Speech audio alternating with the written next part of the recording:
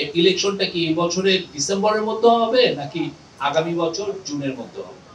এই জুলাই চার্টারটারই বাস্তবায়ন এই গভর্নমেন্ট কিছু করবেন, পরবর্তী গভর্নমেন্টগুলো এসে করবেন। ৬ সংস্কার কমিশন প্রধানরাই সুন্দর সুন্দর পরামর্শ দিয়েছেন, সুপারিশ করেছেন এবং গতকাল আমরা আসিফ নজরুল স্যারের মাধ্যমে জানতে পেরেছি যে দ্বিতীয় সপ্তাহ থেকে মাননীয় প্রধান উপদেষ্টা বিভিন্ন রাজনৈতিক দল এবং অন্যান্যদের উপর ছেড়ে দেওয়া হবে। থেকেই কিন্তু মাননীয় চিফ অ্যাডভাইজার এটা নিয়ে বলছেন। উনি বলছেন যে এই যে যেই সংস্কার ৬টা মেজর সংস্কার কমিশন যেই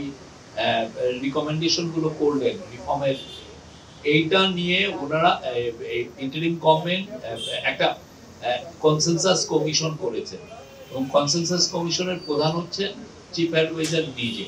এবং এটার ভাইস চেয়ারম্যান হচ্ছেন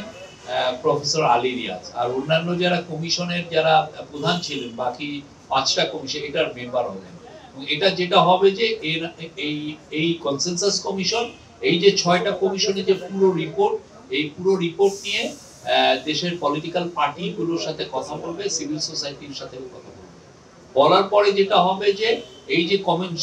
এই কনসেনসাস কমিশনের সাথে পলিটিক্যাল পার্টিগুলোর কথার মাধ্যমে একটা ডিসিশন হবে যে কতটুকু রিফর্ম আসলে খুব দ্রুত করতে হবে, কতটুকু পরে করা যাবে, কতটুকুটা করার জন্য কনস্টিটিউশনাল অ্যামেন্ডমেন্ট দরকার, আবার কিছু কিছু রিফর্ম আছে যে এটা ইমিডিয়েটলি একটা মিনিস্ট্রি করে ফেলতে পারে, সেটার জন্য আসলে কনস্টিটিউশন রিফর্মও দরকার হয় না বা ইভেন পলিটিক্যাল পার্টির সাথেও মানে সেইভাবে মানে মেজর কথার প্রয়োজন নাও হতে পারে, বাট ওনারা সবার সাথে কথা বলবেন। বলার পরে আসলে এই পুরো রিফর্ম গুলো যেগুলো সবাই ঐক্যমতে আসবে, সেই ঐক্যমতের উপরে যতগুলো রিফর্ম যে না এই যে ওনারা 5,000 রিফর্মের কথা বলেছেন তার মধ্যে 2,000-এর ব্যাপারে সবাই ঐক্যমতে আসছেন, এই ঐক্যমত যেটা হবে কনসেনসাসে যেটা রিচ হবে সেটাই